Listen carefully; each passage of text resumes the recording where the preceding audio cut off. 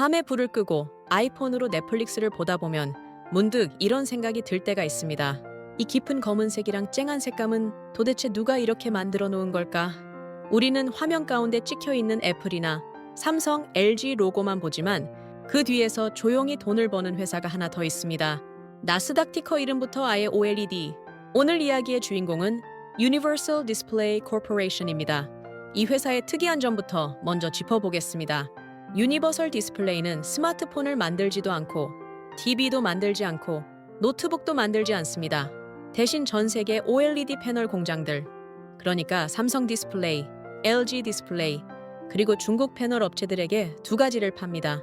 하나는 실제로 빛을 내는 OLED 유기 발광 재료, 다른 하나는 그 재료와 구조에 대한 특허와 라이선스입니다. 그래서 이 회사의 비즈니스 모델을 한 줄로 정리하면 이렇게 말할 수 있습니다. 공장은 남이 짓고 나는 그 공장 안에 들어가는 약과 레시피를 판다. 실제 숫자를 한번 보면 느낌이 더 옵니다. 2025년 11월 기준으로 유니버설 디스플레이의 시가총액은 50억 달러대 중반, 주가는 대략 100달러 안팎에서 움직이고 있습니다. 최근 1년 매출은 합산 기준으로 약 6억 5천만 달러 정도이고 직원 수는 500명이 차에 되지 않습니다. 생각보다 몸집이 작은 회사입니다. 그런데 이 회사의 마진은 꽤 두껍게 남는 편입니다. 유기 재료와 특허를 파는 구조라서 장비를 돌리고 공장을 유지하는 패널 업체들보다 기본 원가 부담이 훨씬 적기 때문입니다. 이제 이 회사가 파는 OLED 재료 이야기를 조금 더 들어가 보겠습니다. OLED는 전기를 넣으면 스스로 빛을 내는 유기물층입니다. 여기에는 크게 두 가지 방식이 있습니다. 먼저 형광 방식입니다. 예전부터 쓰이던 구조입니다. 전기를 넣으면 내부에서 생기는 에너지 중 상당 부분을 열로 날려버리고 대략 4번 중 1번 정도만 빛으로 바꾸는 쪽이라 이론적인 효율이 약 25% 근처에 머뭅니다.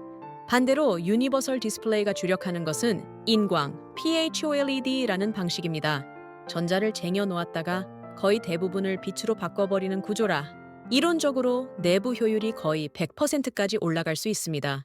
시청자 입장에서 조금 더 직관적으로 바꿔보면 이렇습니다. 같은 밝기를 내는 화면을 만들 때 전기를 4컵 마셔야 하는 패널과 전기를 1컵만 마셔도 되는 패널이 있다면 유니버설 디스플레이는 후자, 덜 먹고 더 빛나는 쪽의 재료와 특허를 들고 있는 회사입니다. 현재 시판되는 OLED 패널 대부분은 빨간색 및 초록색 인광, PHOLED 재료를 쓰고 파란색에는 아직 형광 방식을 쓰고 있습니다. 이 말은 곧 유니버설 디스플레이는 이미 레드와 그린에서는 한 번 돈을 벌고 있는 상태이고 진짜 남은 큰 숙제가 파란색까지 인광으로 바꾸는 일, 블루 PHOLED라는 뜻이 됩니다. 바로 여기서부터 이야기가 흥미로워집니다. 2025년 5월 LG 디스플레이가 디스플레이 학회 SID에서 의미 있는 발표를 하나 합니다. 유니버설 디스플레이와 함께 개발한 블루 인광 PHOLED 기반 OLED 패널을 대량 생산 라인 수준에서 성능 검증까지 마쳤다는 내용입니다. 구조를 조금 풀어보면 아래층에는 기존처럼 블루 형광층을 두고 그 위에 새로 개발한 블루 인광층을 올린 2층 구조, 이른바 투스택 텐덤 구조입니다.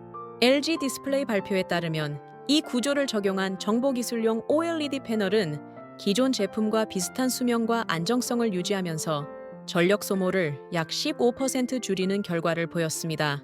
디스플레이 업계에서는 예전부터 빨강, 초록, 파랑 세 색을 모두 인광으로 돌리는 OLED 패널을 일종의 꿈의 디스플레이라는 의미로 Dream OLED라고 불러왔습니다. LG 디스플레이와 유니버설 디스플레이의 이번 발표는 그 꿈 같은 구성이 이제 연구실을 넘어서 실제 공장과 실제 제품에 꽤 가까이 다가왔다는 신호에 가깝습니다. 유니버설 디스플레이 입장에서 이게 왜 중요한지 정리해 보겠습니다. 지금까지는 전 세계 OLED 패널 한 장에서 이 회사가 가져가는 몫이 대체로 빨간색 및 초록색 재료에서의 특허였습니다. 여기에 블루 인광까지 본격 상용화가 되면 같은 패널 한 장 안에서 이 회사가 공급하는 재료의 비중이 더 두꺼워집니다. 현재 사업 모델 위에 또 한 층의 성장 스토리를 올려놓을 수 있게 되는 셈입니다. 이제 실적 숫자를 한번 짚고 넘어가 보겠습니다. 유니버설 디스플레이의 2025년 3분기 실적을 보면 매출은 약 1억 3,560만 달러 수준입니다. 작년 같은 기간에 1억 6,160만 달러와 비교하면 감소했습니다. 안쪽을 보면 재료 매출은 8,263만 달러로 전년 8,343만 달러와 거의 비슷했고 로열티와 라이선스 매출은 5,332만 달러로 전년 7,459만 달러에서 꽤 크게 줄었습니다. 순이익은 4,400만 달러, 주당 순이익은 0.92달러로 전년의 1.4달러보다는 낮아진 상태입니다. 회사 설명에 따르면 올해 초 일부 고객들이 재료를 앞당겨 주문했던 영향과 로열티 쪽 회계 인식 조정이 겹치면서 3분기 숫자가 눌려 보이는 면이 있다고 합니다. 그래도 2025년 9월 누적 매출은 약 4억 7,768만 달러로 작년 같은 기간에 4억 8,539만 달러와 거의 비슷한 수준을 유지하고 있습니다. 다만 회사는 2025년 연간 매출이 가이던스로 제시했던 6억 5천만에서 7억 달러 범위 중 하단에 더 가까울 것 같다고 톤을 약간 낮춰 잡았습니다.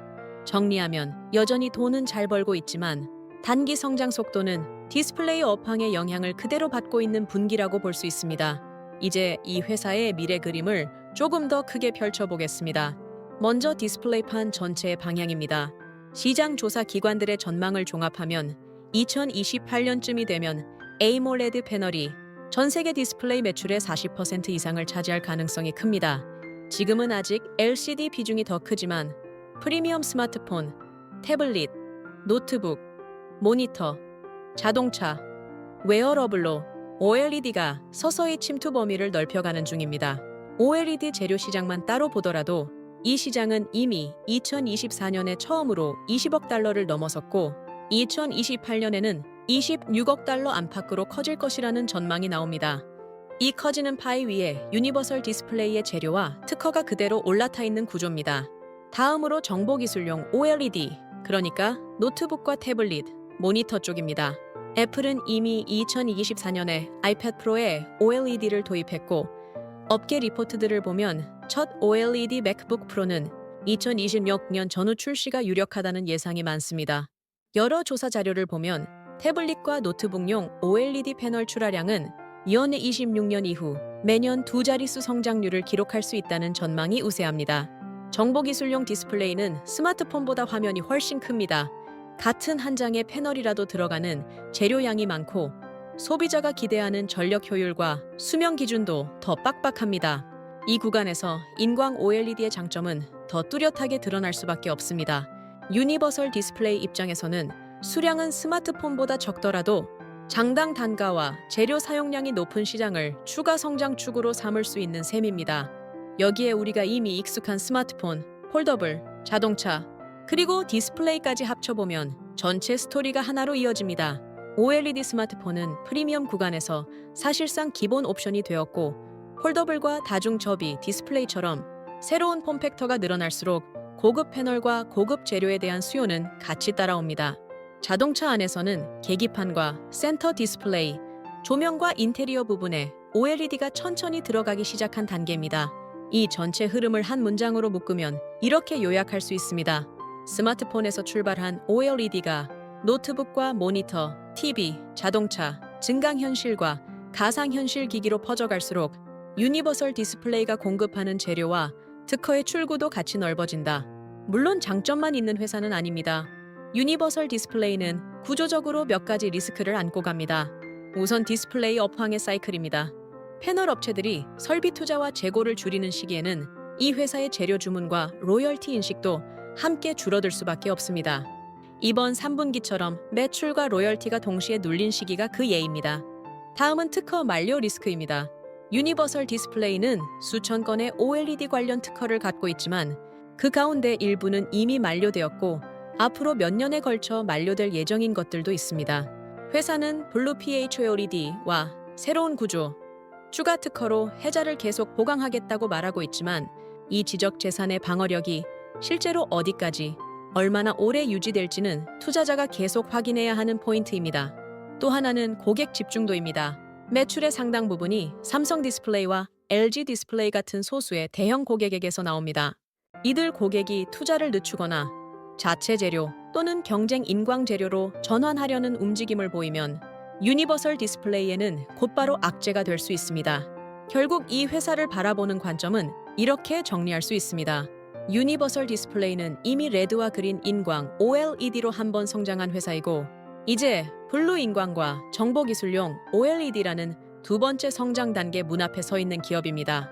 동시에 디스플레이 경기와 특허 만료, 고객 집중도라는 리스크를 꾸준히 관리해 나가야 하는 회사이기도 합니다. 그래서 이 종목은 단기 가격 변동만 보고 접근하기보다는 장기적인 산업 흐름과 기술 진척을 함께 보면서 이야기를 따라가는 성장주에 더 가깝습니다. OLED 재료 시장의 성장 속도, 노트북과 태블릿, 자동차 쪽 OLED 확산, 블루 PHA LED 상용화 진척, 핵심 특허의 만료 일정과 새로운 특허 라인업, 이 네 가지 축을 시간을 두고 함께 지켜볼 때 유니버설 디스플레이라는 이름이 더 선명하게 보일 것입니다. 마지막으로 이 콘텐츠에서 다룬 내용은 기업과 산업 구조를 함께 들여다보는 정보와 교육 목적의 설명일 뿐이며 특정 종목의 매수나 매도를 권유하는 내용이 아니라는 점을 분명히 말씀드립니다. 우리가 매일 들여다보는 이 스크린 뒤에서 누가 어떻게 돈을 벌고 있는지 유니버설 디스플레이라는 회사가 조금은 더 또렷하게 느껴지셨기를 바랍니다. 지금까지 이야기가 도움이 되었다면 앞으로의 인공지능 인프라와 에너지, 반도체 스토리도 같이 따라와 보시겠어요? 구독과 알림 설정, 그리고 영상이 도움이 되셨다면 좋아요까지 부탁드립니다.